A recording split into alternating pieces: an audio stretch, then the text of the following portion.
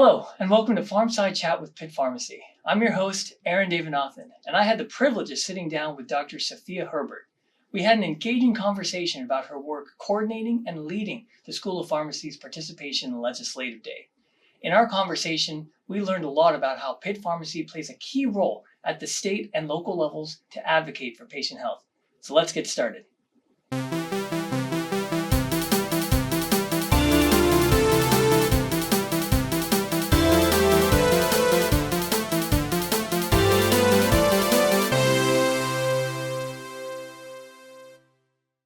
Sophia, thanks so much for being here today. I appreciate it.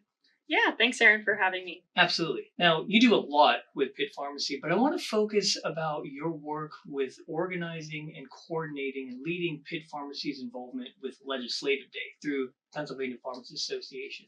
Could you talk a little bit about what the composition of that is, what that entails, and how you got involved with that? Yeah, absolutely. So for those who may not know, the Pennsylvania Pharmacists Association is our state pharmacy association here in Pennsylvania. We call them PPA, and they really serve as the leading voice of pharmacy of the profession in our state. Right. One of the ways that they do that is through advocacy, through our state legislature. And every year for many years now, they have held an annual legislative day, pharmacy legislative day, where members of the profession, pharmacists, students, technicians, you name it, all come together in Harrisburg for one day in the spring and advocate for whatever the priorities are that we have as an organization and as a profession that year in the state. And I initially got involved as a student pharmacist, actually, at Pitt when I was a student here. And then since then, when I was a postgraduate trainee and now on faculty, I have joined forces with Dr. Melissa McGivney, who has been really leading the tradition of involving our entire P2 class in PPA's Legislative Day for over a decade now, maybe even 15 years. Yeah. And so I have worked with her to really step into that leadership role to help to coordinate what that day looks like for our students. So we do take our entire P2 class as a part of our Community Pharmacist Practice 2 course that we coordinate together.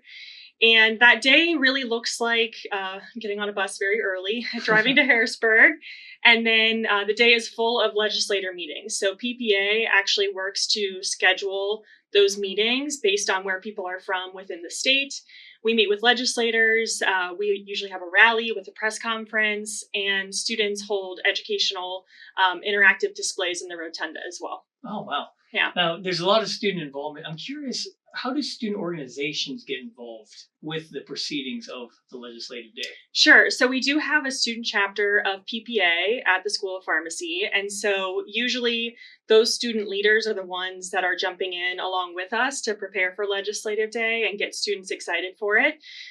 So that involvement varies a little bit year to year based on how much involvement those student leaders want and timing, frankly, too, because sometimes we don't know exactly when Legislative Day will be until pretty close to when it happens. But that ranges from anything from helping to take attendance and answer student questions and get their classmates excited and help them to feel included throughout the day, all the way to helping us on faculty and helping PPA coordinate student schedules for the day, what that schedule looks like, including all the legislator meetings, educational displays, and everything else. Okay.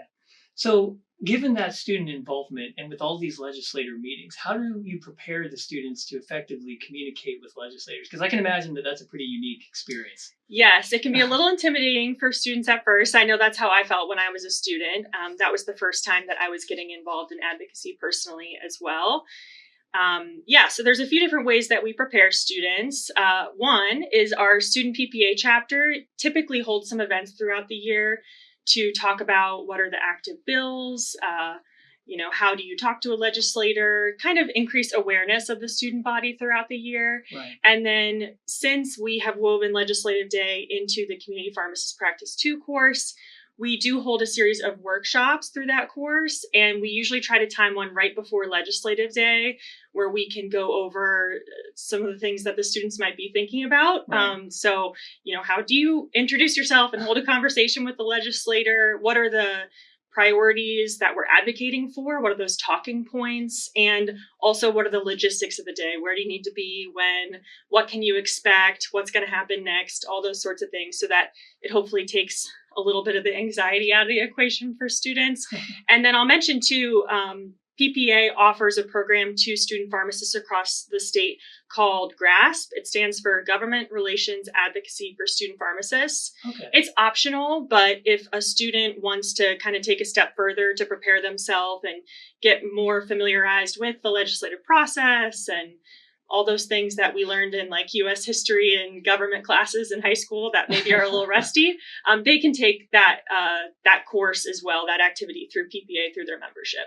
Okay, that's great.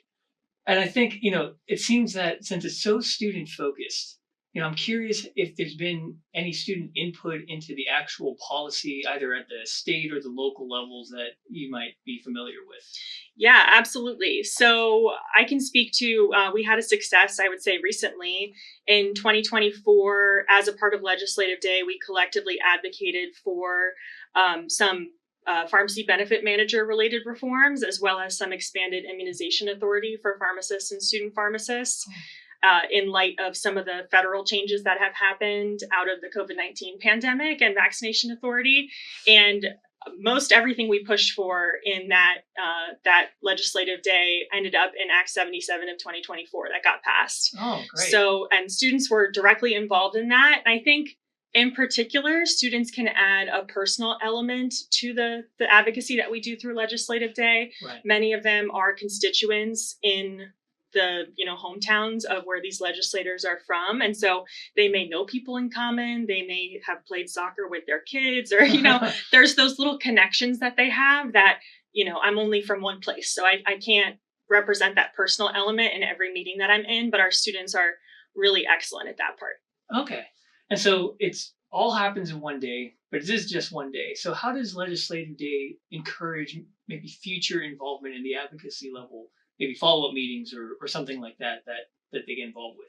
Sure. So a lot of times it is the first time that a student is meeting their legislator at Legislative Day. Right. So just by doing that, just by participating, we're kind of removing that barrier of them feeling like, oh, I can't do that. I don't know them. I can't reach out to them directly. Right. So I think that encourages that kind of open communication and empowers students to feel like they can reach out. And sometimes that ends up looking like, the students are more comfortable to reach out to a legislator, maybe to come to a student organization event or to engage with students in different ways.